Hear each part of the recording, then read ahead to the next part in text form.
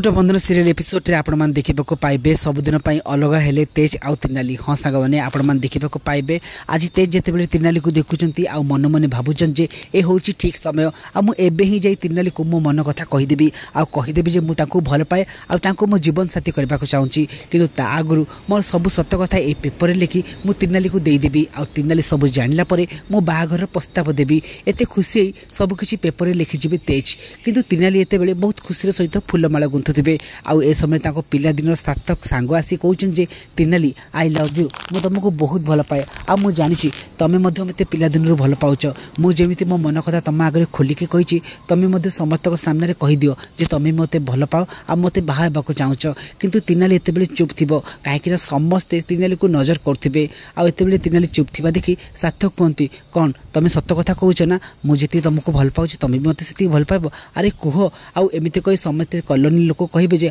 हाँ तिरनाली सार्थक गोटे भल पुओ आ तुम दुई जन दुही को भल भाव जाच आ पिला दिन सांग तोर तार जोड़ी बहुत सुंदर लगे प्लीज तिरनाली तू सार्थक को हाँ करदे जमा भी लाज करनी आउ एमिति शुणी तिरनाली पूरा चिप थी आउ तिरनाली थिप चिपा शुणी तेज को भावती अरे तिरनाली किसी कहूना कहीं ए दुहे तो पिला दिन सांग कौन तिरनाली को मन में भी सार्थक भल पाइबा अच्छी तेरे मुझे जो तिरनाली को प्रपोज करने कथा कहूली से भूल हो पारे